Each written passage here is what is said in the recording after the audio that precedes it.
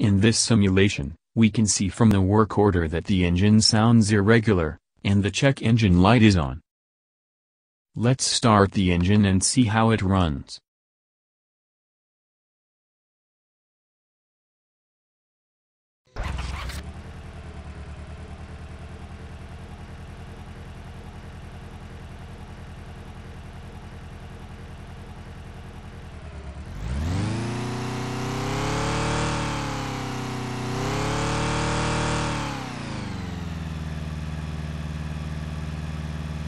It sounds like the engine is running on only 3 cylinders.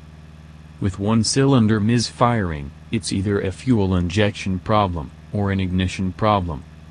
Further diagnosis will be from here.